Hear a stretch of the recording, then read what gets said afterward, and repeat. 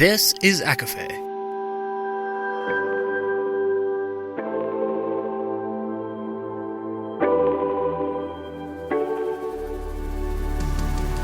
Laura Marie and Jessica Marie proudly present A Court of Fandoms and Exploration, a podcast. Fair warning, everything the hosts say is explicit, full of spoilers and adult content and shall not be used against them. They have opinions. Let's try not to drag anyone for expressing themselves and just have fun for an hour. We all deserve it. This episode does not contain spoilers, but does mention Twilight, Game of Thrones, the Infernal devices, and the Mortal Instruments.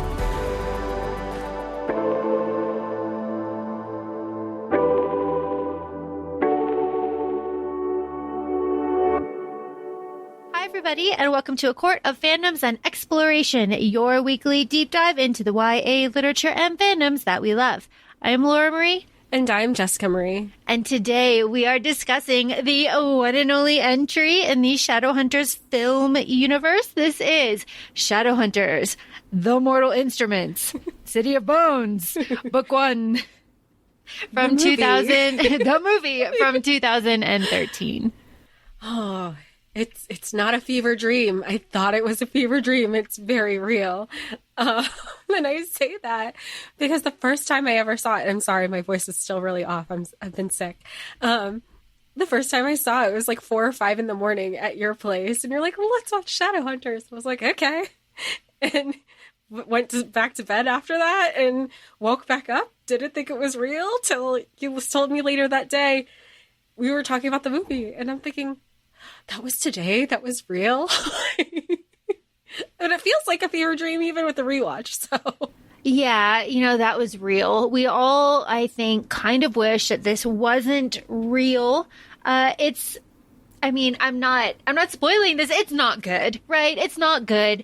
This has all of the elements. It has all of the pieces coming together to make something wonderful, and it doesn't work. And we were trying to figure out why it doesn't work, and it just doesn't. Well, let me preface this also by saying we had discussed, ahead of recording, some of the elements that I was like, look, as somebody who works in entertainment, this is what I can see. This is kind of what I've seen on the message boards. Yes, I did go to Reddit, people. I am shocked with me too. But I was like, I need to see what people are saying about this. And people had even said, did the filmmakers, did they read the book? Was there no input from Cassie Clare? Was it one of those situations where, maybe when you're very new in this industry or there's a lot of dollar signs, it could be very tempting, I'm sure, for not just Cassandra Clare, but anybody, you don't get all that creative input. You were just yes, where do I sign my name? But then Laura started spilling all these facts that I was like, what the hell? I had no idea. I was so shocked. I'll let you share the facts, because when I heard everything that you said and everybody who was involved, I was so shocked and disappointed because, like you said, the elements were there. All the facts that Laura's about to share with everybody, you're just then why did everything turn out so wrong? So wrong. So wrong. Okay, so wrong. So these are the facts. These are facts. You can Google these facts. They will pop up. This is whatever. I'm not making any of this up. All right. So Lily Collins, who plays Clary, she's fine. She's a fine Clary, whatever. She really, really pushed for this role. She read the book. She was a huge fan. She was really into this. Okay. So this movie's coming out, or this movie came out in 2013. In July of 2013, The Hollywood Reporter says that Sigourney Weaver is going to be in the next movie. It's City of Ashes. Yeah, City of Ashes. That Sigourney Weaver is going to be in it. This is going to be a franchise, right? Everybody is this is going to be a big franchise. Everything's going to be planned out. Okay.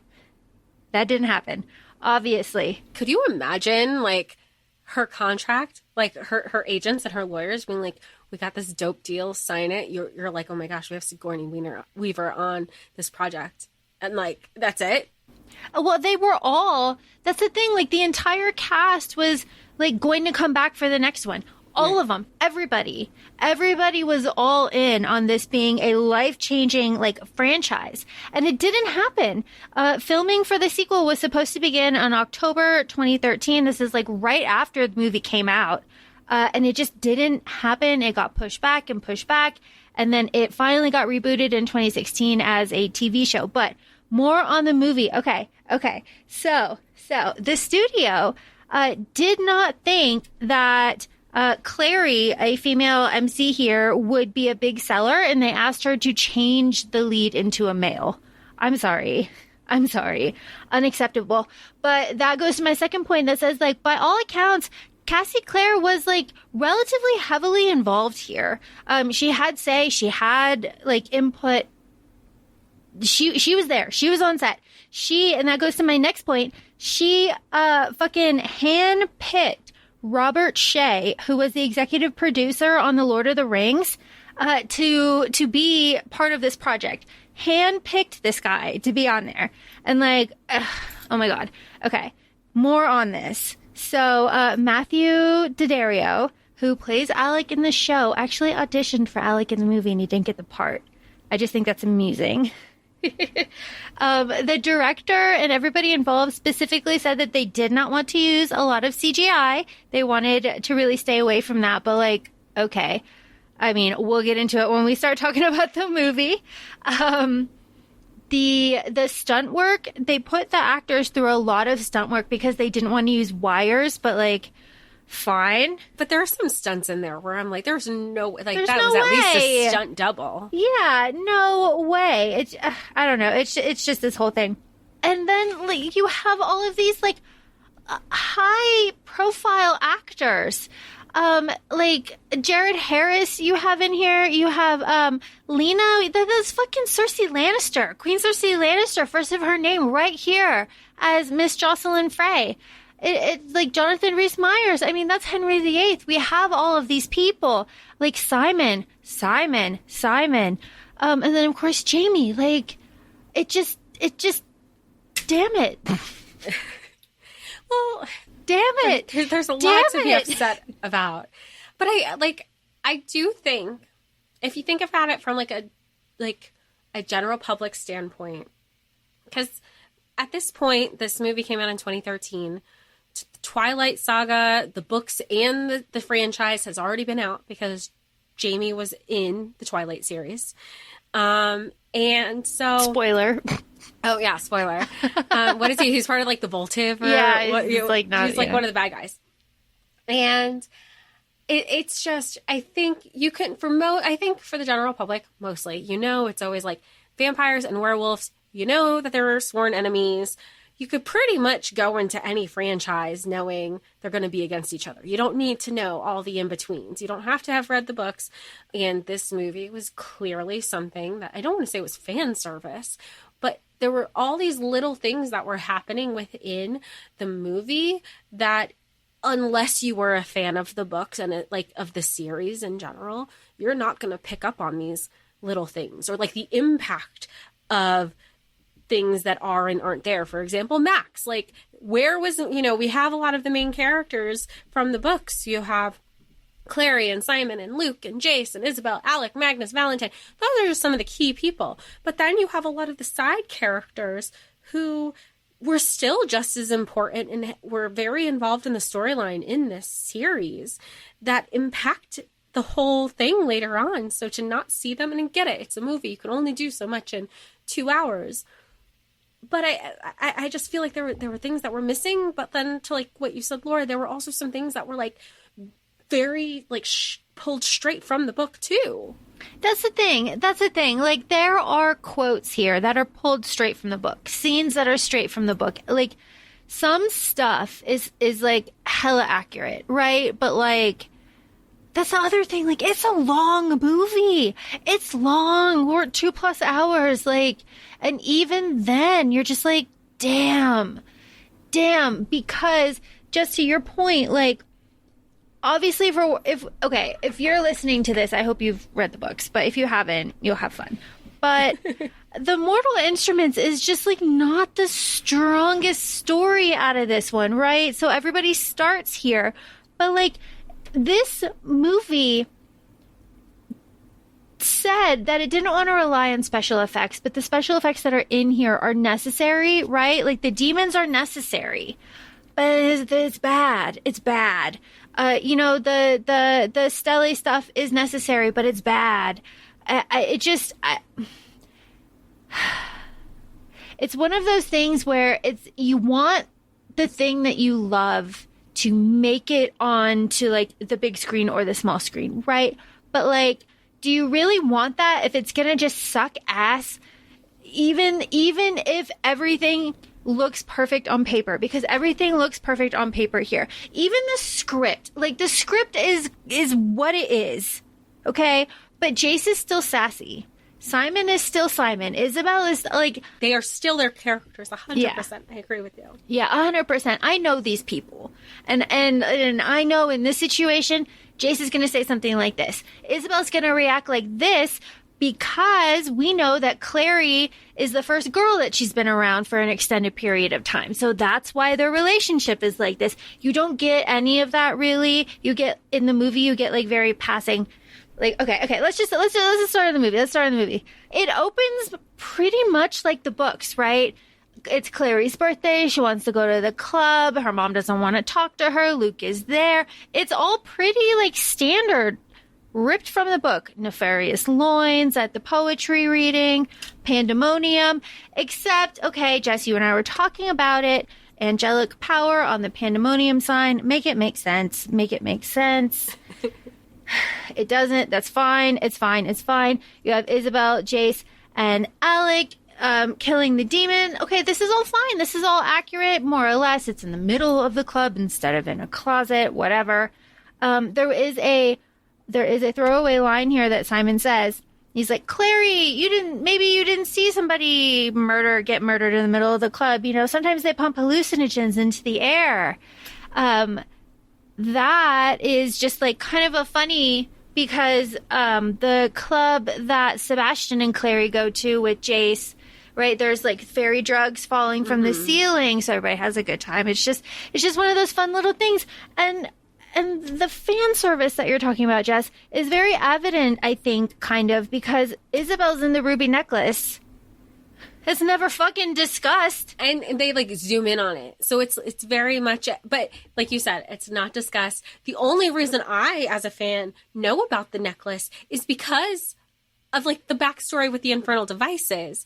But if I had just read the Immortal Instruments without, and like saw that scene, I'd be like, oh, but I would still be like, oh, that's the necklace that she's wearing in the books. Yeah, I'd be like, that's Isabel's necklace. You wouldn't be like, oh, that's Magnus and Camille's necklace. Like, you just, yeah, but like, that's like, it's just frustrating. I know that one of the complaints that the fans have is that Jace's eyes here are blue and not gold, but they do very briefly flash gold in the beginning, and then they just like never do anything with that.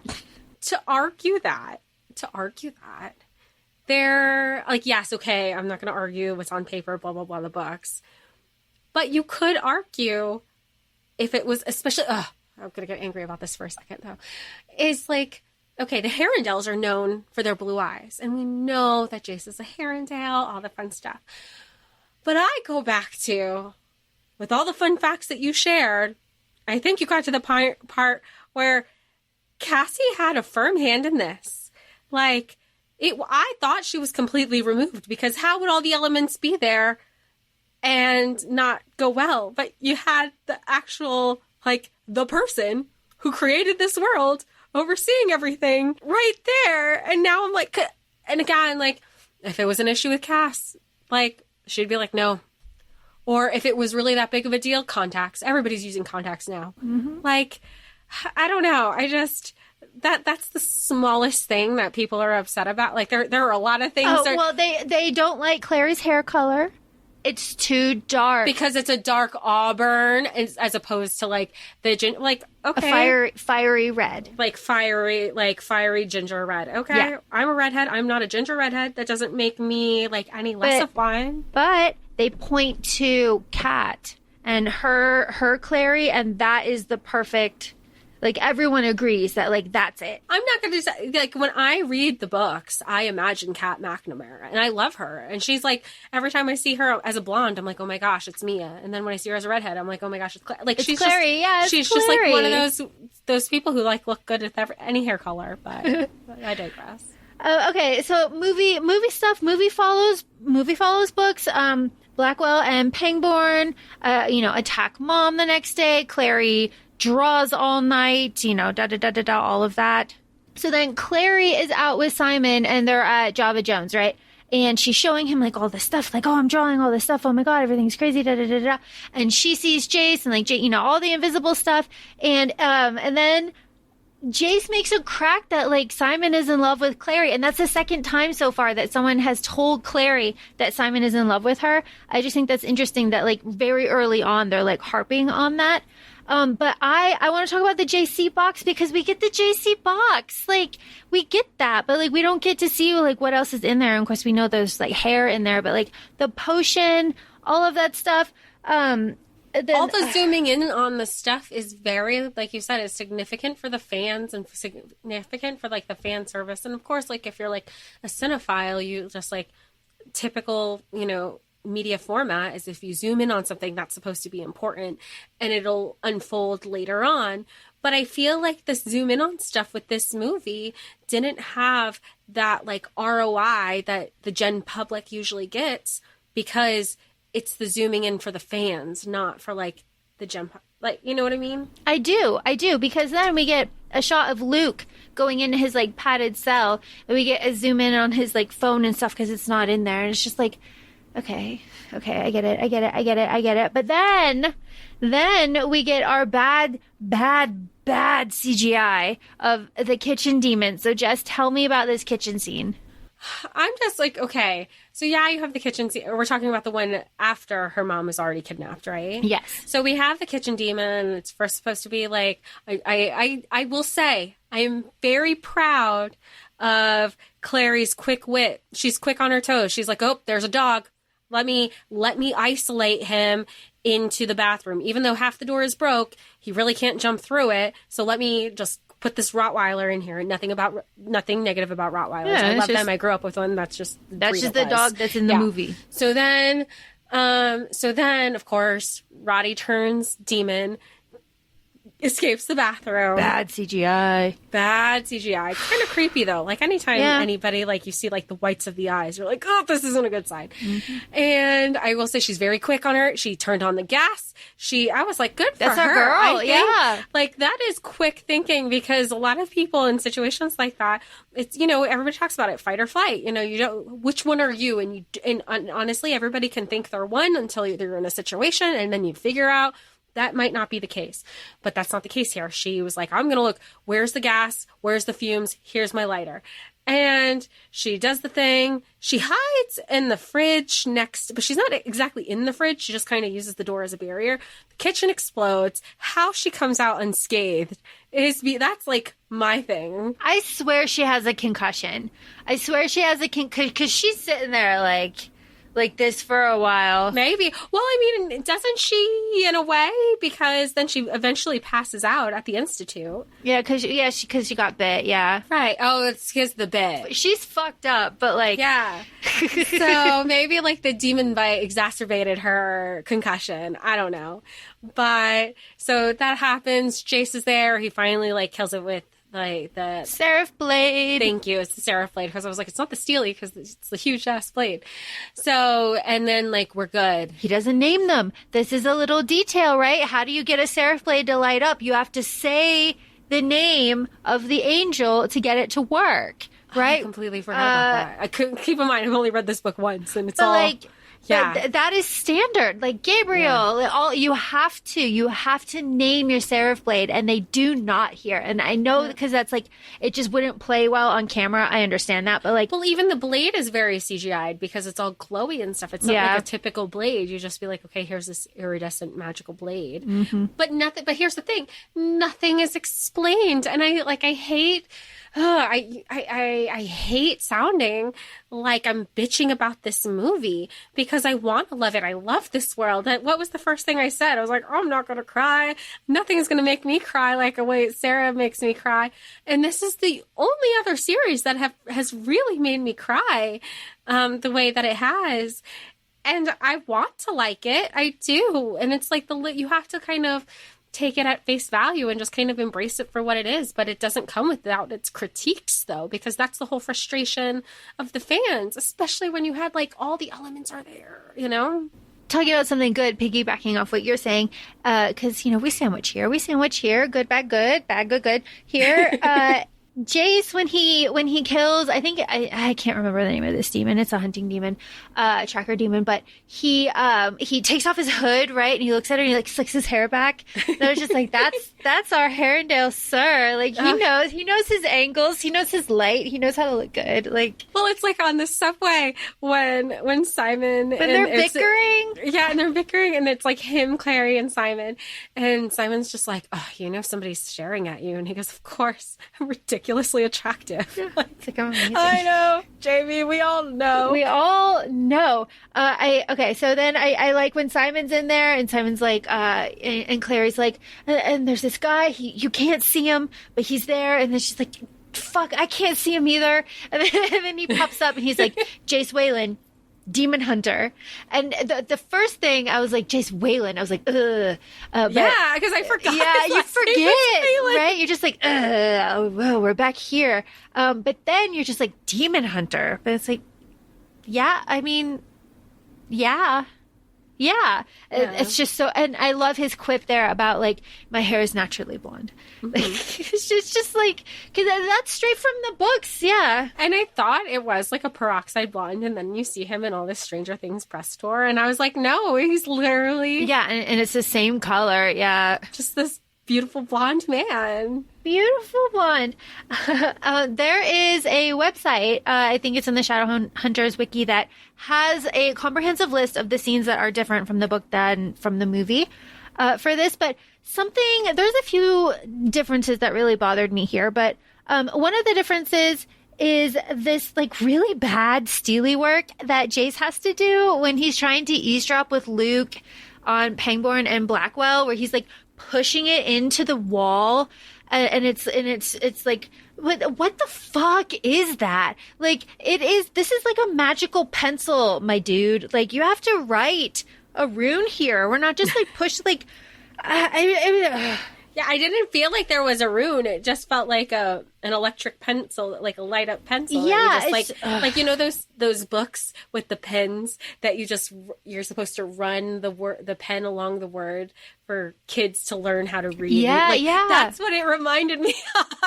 Yeah, and it was just like, oh my god, like this is bad. Why did we have to do it like this? But like,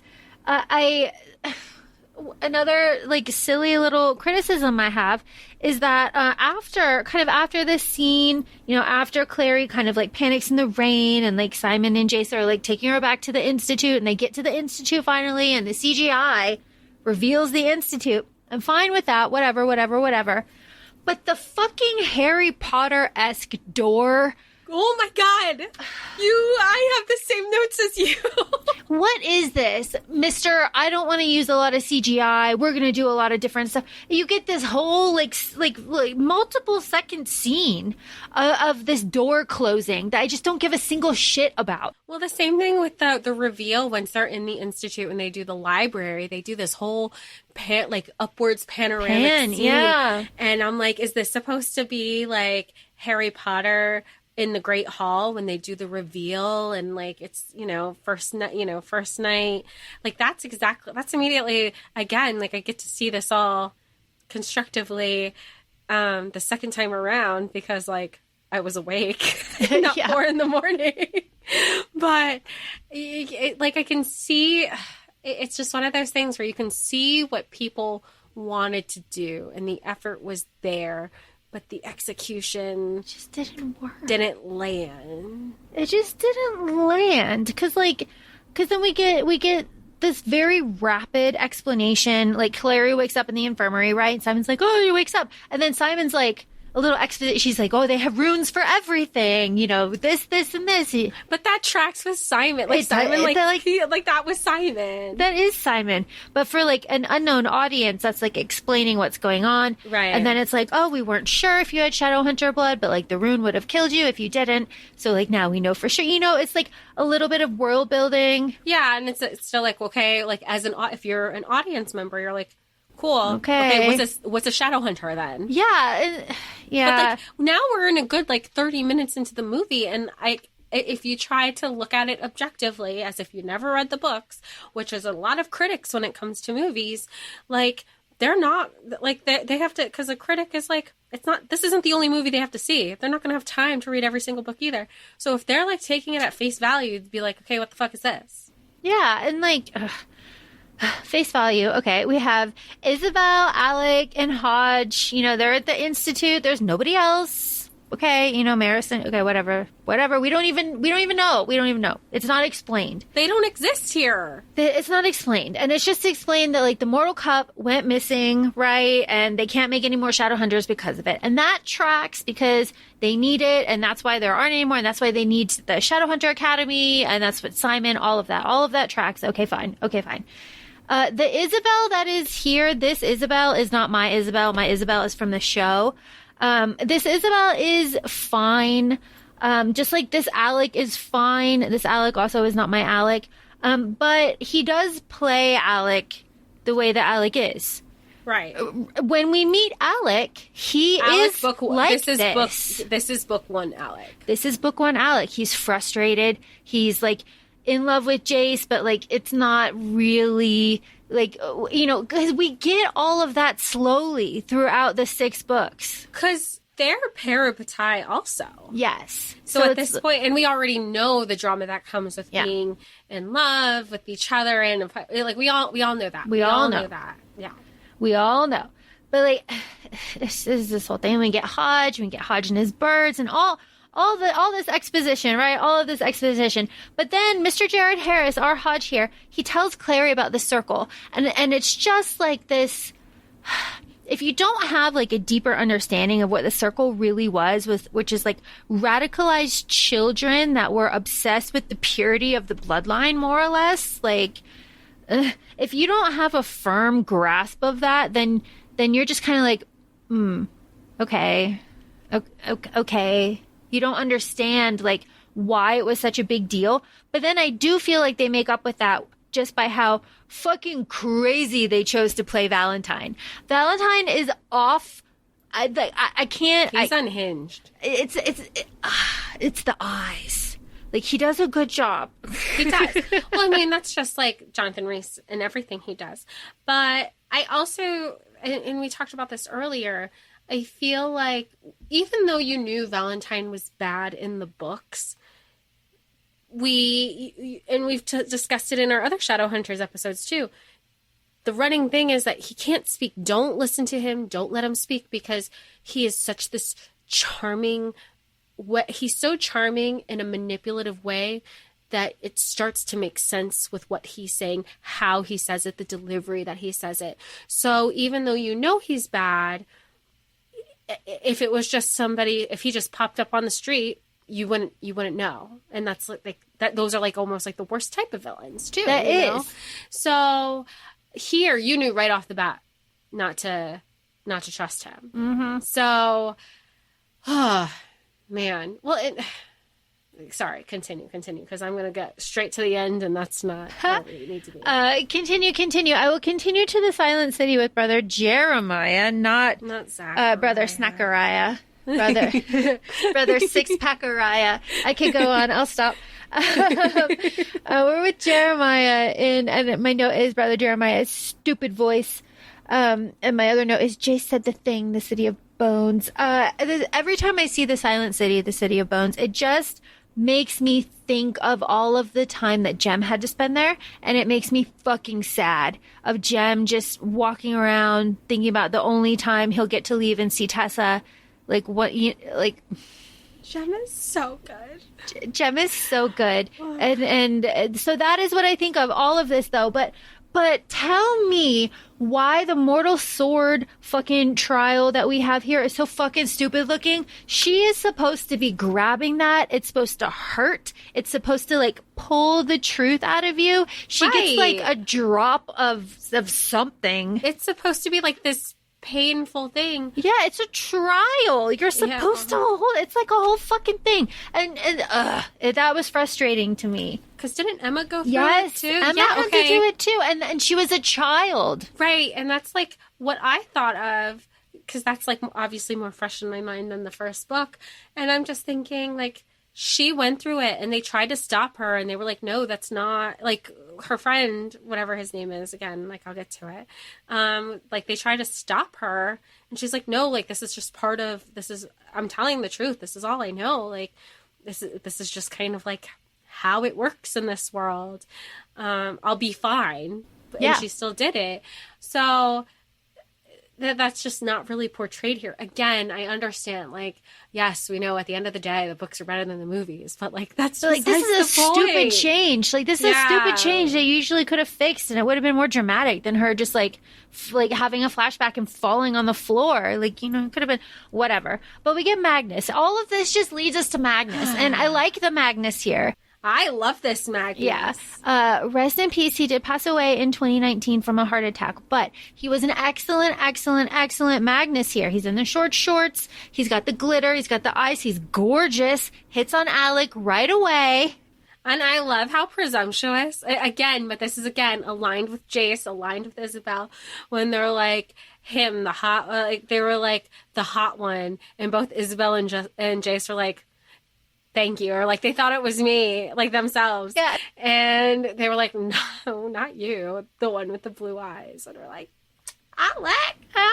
But then you know how he feels with the blue eyes because of the infernal devices and with Will, and I'm just gonna start spiraling, so I won't.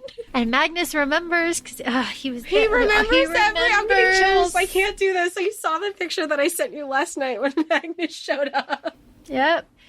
Magnus. So Magnus obviously we know put the block on her. Okay. So he kind of explains to her. I love this scene though, because he's like, that was like the best spell I did. I built this in. It was like my best work. It was fucking awesome. Like, I had love like a it. tell. Yeah, he was like, when you start drawing it, that was my cue that you needed to come back soon. Yeah, he was like, he was like, he's like, but it'll just like wear off, whatever. The biggest change here is that Simon does not turn into a mouse. That happens in the show, yes? Because I watched the pilot of the show. Yeah, it happens in the show. But it does not happen here. And it fucks up the plot. I mixed that up. You need him to turn, because I remember, because you told me before we started the series, you were said, at least watch the pilot, get the vibe. Kind of get some like casting in your head. And then once you watch the pilot, then go into reading the Mortal Instruments. And I did, as Laura said, because I am a smart person. And so I did that, and that was in my head. And as I'm watching the scene play out in the movie, because there's so many apparently different variations of City of Bones at this point, I was like, was this another fever dream? Was he supposed to? I swore he was supposed to turn into a rat. But then, like, of course, going back on like to different Shadowhunter wikis, I'm like, okay, I'm not going crazy. I know what I know. Yeah, he's supposed to turn into a rat. And because he doesn't turn into a rat, he fucks up the whole plot for the rest of this, right? Because the plot as we know it from the book. And the show, really. Because we don't get Jace and Clary in their romantic vampire motorcycle, like right before dawn, like with Simon in the pocket, right? We don't get any of that. We don't get the Simon biting the vampire, because that is the whole fucking catalyst for part of his vampire thing. Like all of this. We don't get Raphael. Although there is a dude here that looks like Raphael, and they focus on him a lot, and I do feel like that's fan service to be like, that could be Raphael. Right. But again, I'm all for it. I love the fan service, but if you're not going to appease the general public and do it in a way that's right, how are you going to expect more books, because at least with the feedback from the first Twilight movie, even though the whole series was out and everybody was crazy, like even my godmother was the one who got me, you should really read this. This was so light and easy. Like she's the reason I read Twilight. I was like, what? She's like, all the teachers are talking about it. I was like, okay. And so I did, and everybody got the feedback from the first one. Hold on tight, Spider Monkey was never a line, never used ever again in that series. But in the running, like, they took the feedback and made something with it. And I just don't feel like there was any room for the feedback given here. No, but, like, it sucks, though, because the accurate shit that we have, like, Alec being violent with Clary, that is book accurate. Yeah. He is not in a good place here. No. Like, and we get, like, 6 books of him coming out of this place that he's in right now. But, like, he's not good. He's violent with Clary. We have that. Where we have him from book 1 in, like, City of Bones to where he is in Shadowhunters Academy, where he's, spoiler, like, adopting children with Alex, or with Magnus, it's a huge 180. Yeah, and it's wonderful. It's wonderful. But we get something that's accurate. Jay's playing piano, you know, all of this. We get what isn't accurate. Simon having vampire like tendencies now with not needing the glasses. Like, this doesn't happen till way later. Right. We get Johann Bach being a shadow hunter. What the fuck is this? Get out of here with that bullshit. And then we get this very long, stupid discussion, exposition, example. It's just, this stupid fucking portal. This portal. Like, I can go on and on about the portal. I won't. What I will say is it's dumb. It does not canonically exist there. You cannot take pieces of a portal and, like, move it around. Why is it so wet? Caressing her face through the water droplet. I cannot. It is so fucking stupid. And it doesn't, the thing about it, like, it just doesn't exist there. There are a lot of ways that you could do that without a portal being in the middle of the fucking library. If anything, this is just me, if anything, it should be downstairs, so that it's, like, not in the heart of it should be downstairs. Okay. Anyway. I cannot stand the portal. It is just not accurate. But what is accurate is the birthday. In the conservatory, that's more or less, like, pretty book accurate there. Oh, I don't disagree. You want to talk about not having special effects, though? That rain. Oh my god! I was going to talk about the rain that came out as, like, a sprinkler system. It was not rain. I was like, well, they didn't use CGI for the sprinkler system. It's like, oh boy, okay, but they sure did for the flowers. Hot damn, those flowers are quite something. But, like, it's all of that is accurate, though. I did see that they filmed the like conservatory scene in Toronto. But we have, you know, we got the apple, we have the bird story, we have the witch light. Of course, they don't explain what a witch light is. We're just supposed to, like, figure out what it is. You know, we've got the bird spying there. We have his, you know, Jace talking about his ring.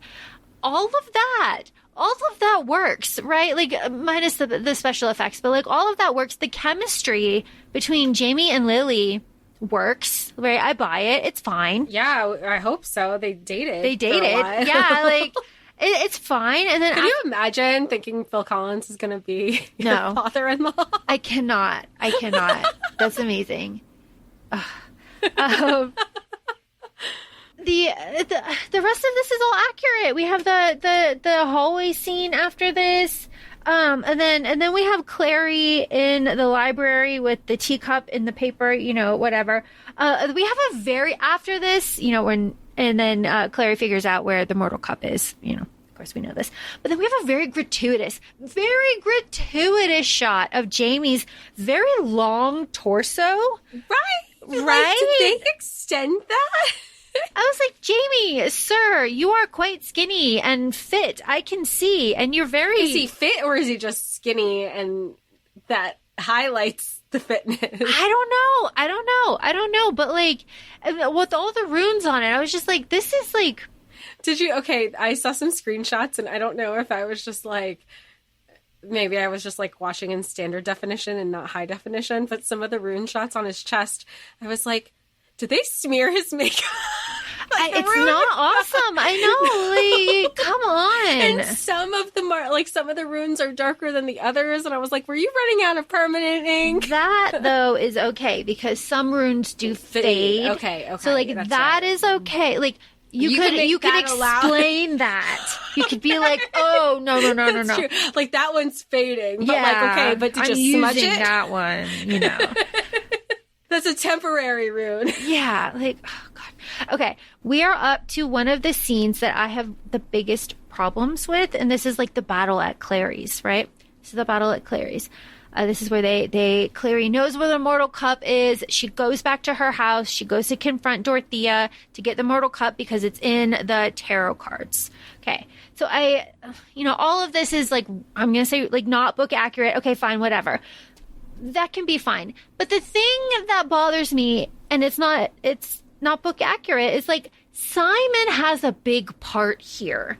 Like Simon and Clary have their fight. They're not okay. In the book, Simon is here and he has a moment where it all clicks for him and he picks up Alex's bow and arrow and he shoots out the skylight and that like kills the demon and he saves the day because Alec has been like incapacitated and everything is going on. Everyone is hurt. That happens in the book and it is a big turning moment for Simon, and it's something that he like clings on to like up until he can't as part of like who he was and where he can point to and say like, no, I did that, I was a hero there, like I was brave there. Then that's like a core part of his personality that is not here, and it makes me angry as a fan and it makes me sad for Simon because like boo, I'd like to see like Robert Sheehan just like do that. It would have been a cool moment instead of just like but then like it just goes back to like there are pivotal things like, and I get it, I do understand at the end of the day the book is always better than the movie, but there are certain, I just fall back to, there are certain things in the books that are pivotal to keep them, and I guess I could say like to keep the story moving forward, although you can negate that by saying, well, the story still moved forward even though he didn't do that. But it just, sometimes when the smallest thing, what can be considered the smallest thing, is changed, that takeaway that readers have from the book of why, like, you loved Simon. I bitched about him all the way through book 5 and 6 until I was like, well, fuck me. Now I'm crying. Like, if you told me I was going to be crying over Simon, I would have put money on it more than I thought I was going to like not like Lysandra. I hype my queen, but I could have put money. I was like, this boy, he is, I am not having it. And like, I would have been fine. And you have loved him. So like to know how much you've loved these books, and I know you're not the only one, and I know you're not the only fan of Simon, to like have that moment, also know how much it means to this character that so many fans love and appreciate. And I totally can like appreciate Simon now. That's a disservice. And I just like, how do you create this beautiful world and then heavily involved with the movie and then take it away? Yeah. You talk about taking away.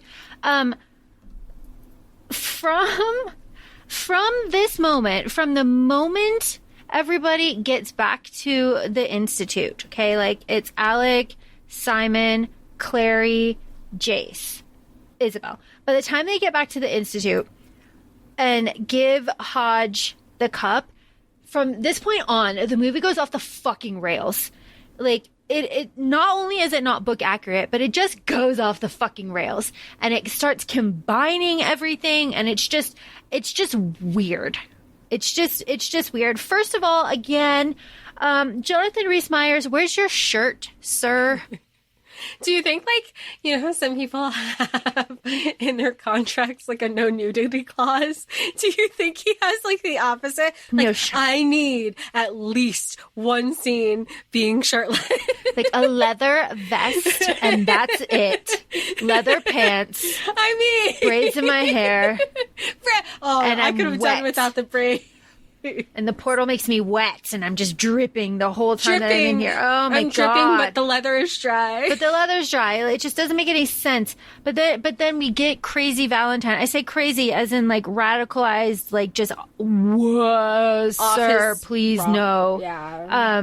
Kind of stuff here. He's talking about saving your race. My note is portal so wet, stop being wet.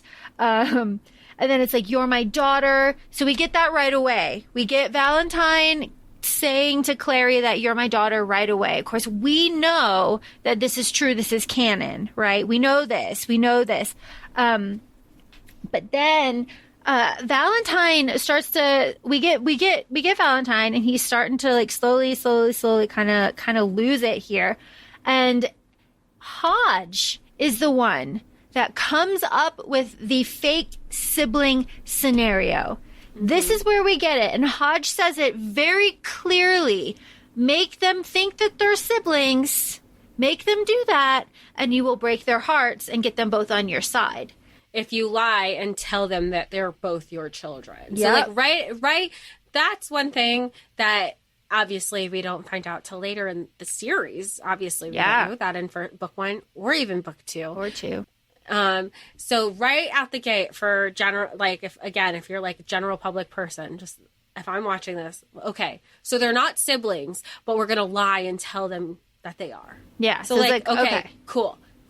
Yeah. All right. I'm in on it now. Like, but I can see what, with all the feedback that still happens to this day about this book, this series, I can see why the writers are like, let's just add this little thing in there. And right up front too. Like, just like, and also, like, I think, I don't know this, but like Valentine has like white blonde hair, right? His hair is the same as Jace's. That's like a thing.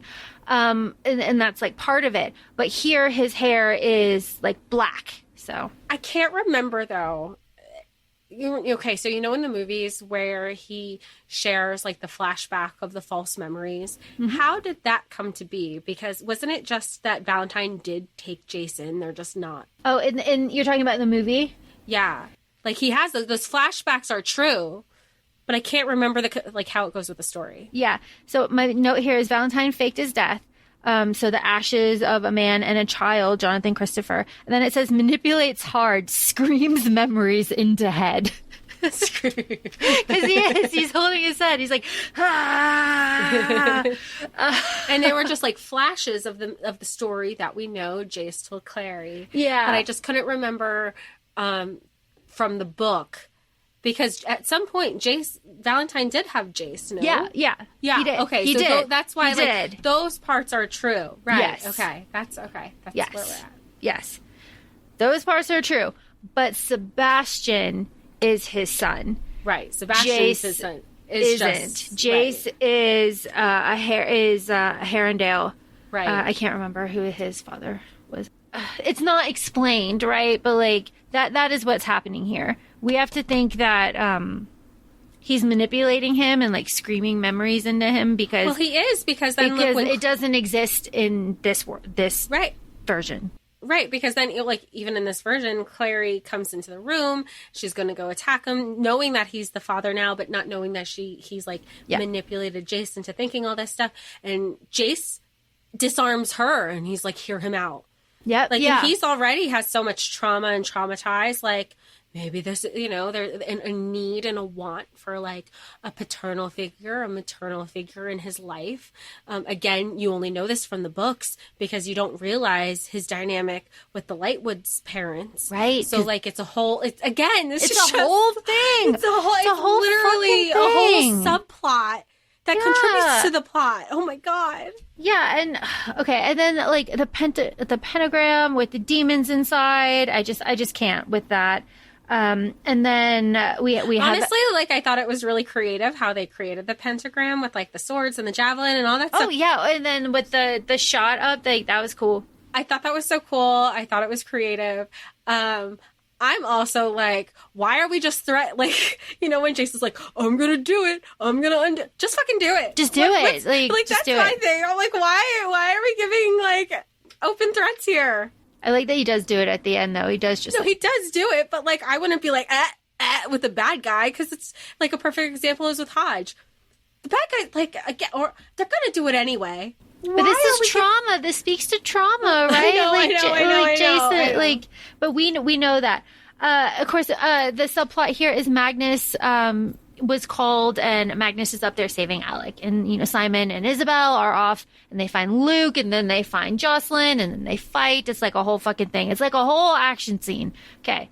Anyway, Jocelyn's in the basement. I do like that we get shots of Izzy running around in her stilettos. I do like that, but why the fuck is her steely red? Why is it red? Why does it have a snake on it? That's never explained. It's not supposed to be red. They're fucking uniform. Like, how about, because you sent me a snippet, like just a photo shot of your notes where it said, real Isabel, because you were referring to book Isabel, real Isabel would have done this in heels. Yes. And I knew exactly which scene it was, because she says, "Oh, these damn boots," when they're going to save Simon. And I even put Laura's quote in my notes. It's true. Because she would have, because real Isabel never complained, because what's the title of our Shadowhunters episode? It was like nothing less than 6 inches. Lightwood. Isabel. We fucking love Isabel. And I do like Isabel with the flamethrower that she has in that like whole situation. I do like that. Okay. The rune. Okay. Clary cannot create runes yet. She cannot. She does not start to create runes until at least like the second book. She does not know she has this ability. Okay. So the fact that she does it here is fucking wacko. It is just no thank you. And the fact that the rune that she's carving in her hand, I think, please correct me if I'm wrong if you're still listening, I think it's the fearless rune. So like, what is she doing? She's fearless against the demon. And that freezes them? That doesn't freeze them, right? I see what you're saying. I know what you're saying. It doesn't make any sense. And then they start to crack when it starts to like fade, right? It's like, what is this? You have an entire detailed encyclopedia of what runes mean and what they look like. You have the codex. Like, please. And it is just not. I just cannot. Jace and Valentine fight a lot in the books. And they do like fight viciously, but like, I don't know. It was just like, you're in the library, my man. What is the goal? Like, come on. And then men are so fucking stupid. You know what I'm talking about? And they lose sight of the thing, and they are sword fighting on top of the tarot card that is supposed to be the main goal of all of this. And it's like, God, you're so fucking stupid. Like, God, why? It's just frustrating. And then Clary with the, if you really knew who I was, you would know where I'm envisioning this to go. It's like, none of that is any of it. It's just so wildly inaccurate that it frustrates me. But then she stabs her Steely in there and it blows up into snow. Why did it do that? Yeah. And you think it's fine, and then it's not, because it unfreezes. Yes. And then it's not. And then it's all just like, my thing says cut through portal, Steely implodes, snow. Why? No idea. Portal pieces. LOL. So Clary's got the real cup. Jocelyn is still in her coma. That is accurate. She's at the hospital with Luke. She's stable. That's fine. She doesn't get out of the coma till the end of book 2, right? To the end of book 2, yeah. And then Clary creates a rune to clean. Yeah. What? I mean. Same. Like, I understand. I'm like, I just got this cool power. Let me at least do like something self-serving. But I don't know. Like, right? It just is.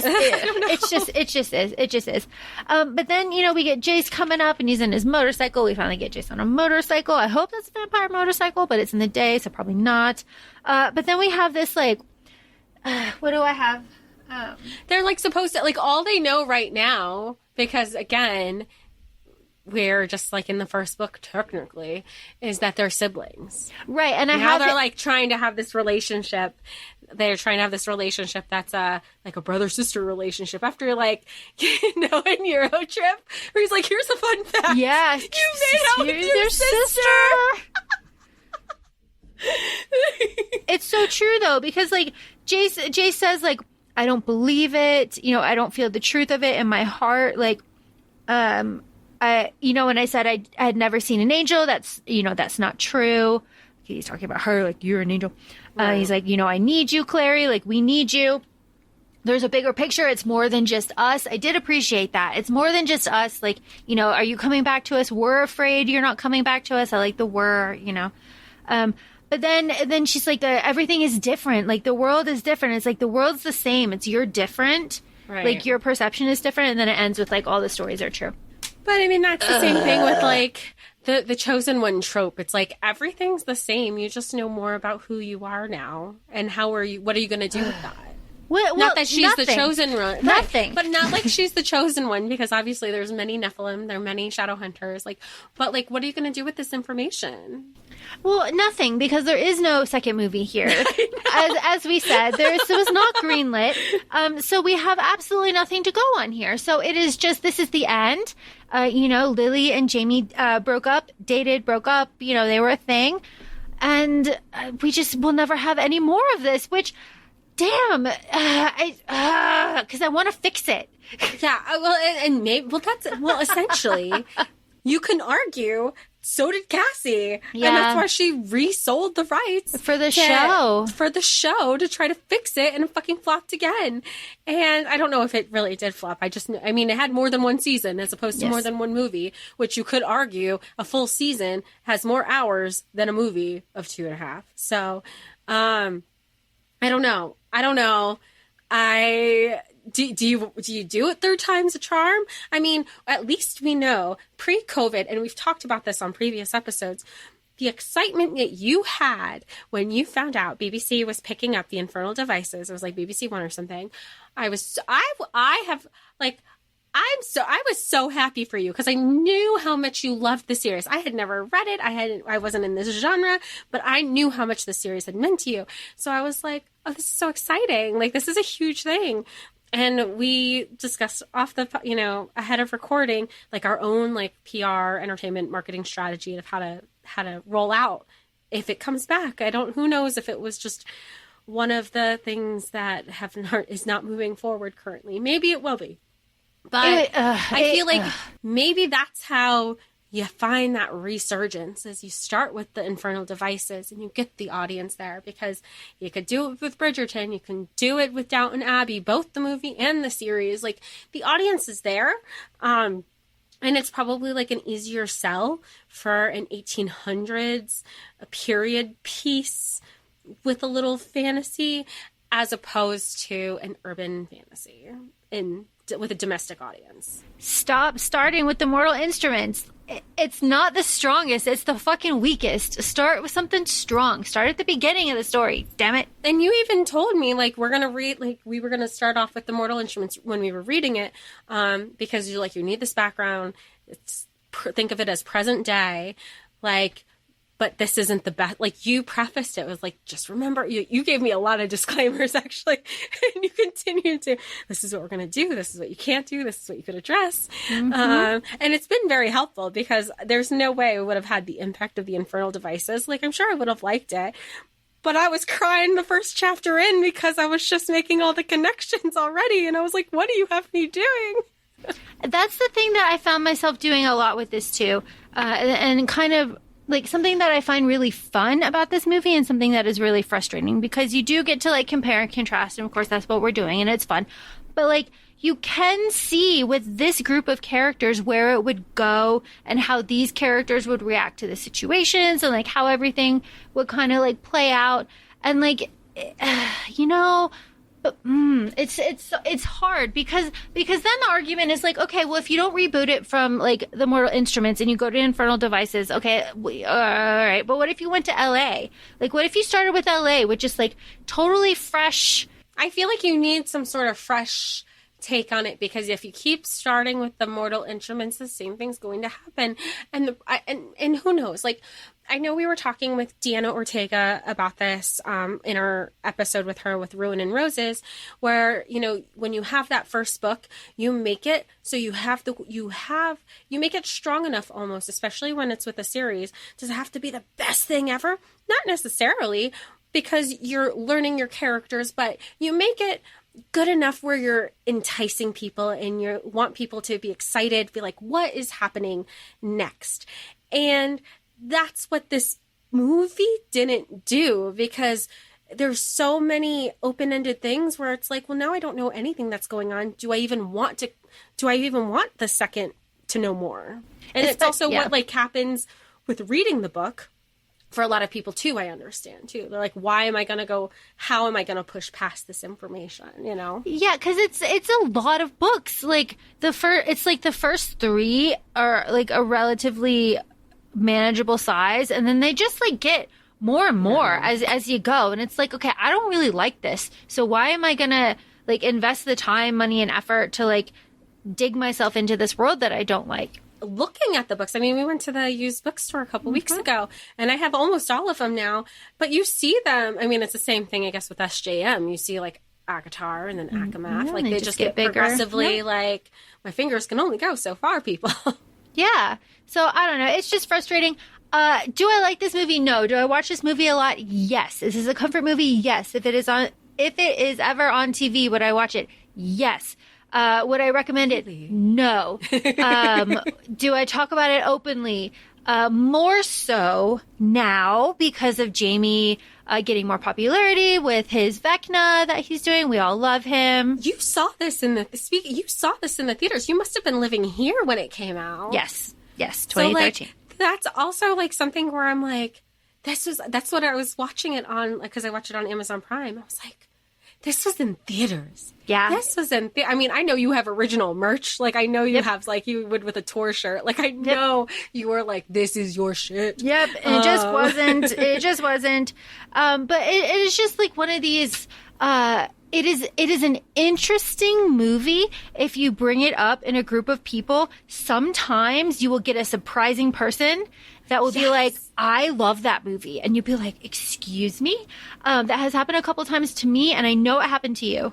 Oh, yeah. I was going to say, I was thinking about the time it happened to you, and I was like, what is happening right now?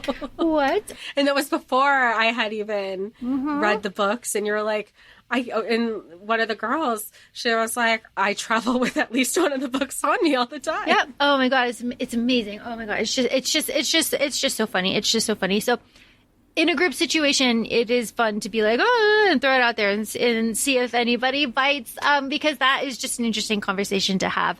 But damn is all I have to say. I'm very excited to dive back into the books. Very excited. Oh, yeah. Because I think everybody knows I've kind of had like emotional damage from this series.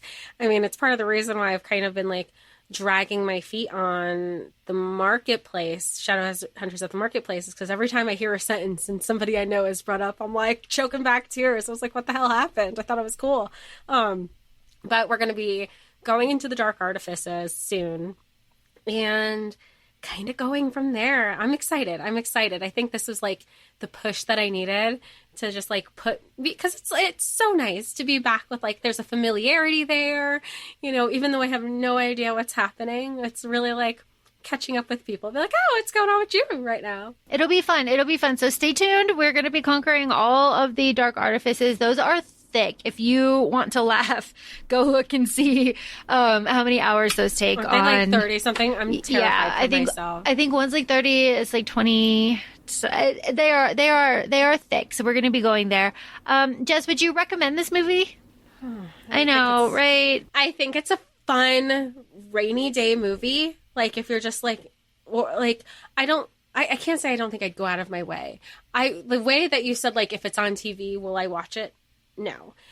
Or you said yes. Mm-hmm. I would say like the way if She's All That pops on TV, that I'm sedentary. Like I'm watching that the rest of it. I wouldn't do that with this movie, but I would actively go out of my way to be like, you know what, this is a good Shadowhunters day, like a good rainy day movie. Just like how you'll tell me, you know what, today's a good Pride and Prejudice day, and now I know I've seen it, like it makes sense. I feel like that's what The Mortal Instrument is like. It's a good fall winter movie. You put it on and you just either have like do one of those mindless games on your phone or just like completely veg out and watch this.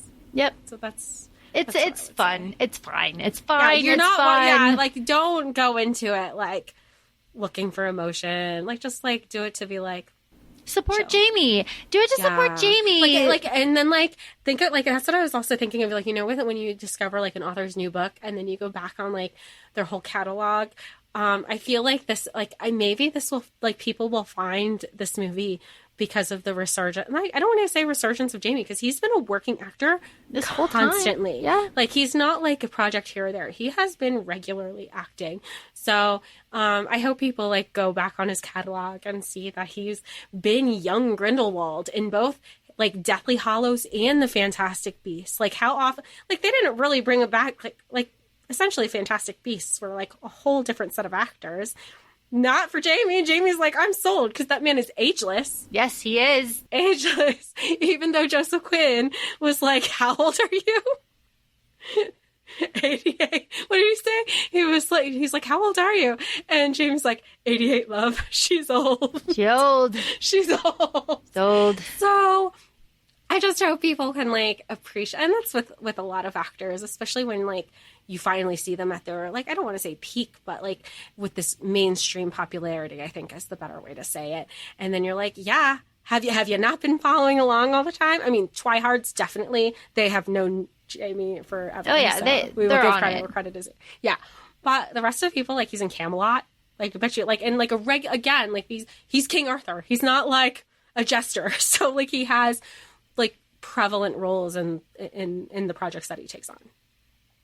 So feel free to follow us on Instagram. We're at ACOFAE Podcast. We're also on TikTok, ACOFAE Laura and ACOFAE Jessica. Please feel free to leave any 5-star reviews if you should be so kind. But thanks for everybody. Thanks for listening, and we will talk to y'all soon. Bye. Bye.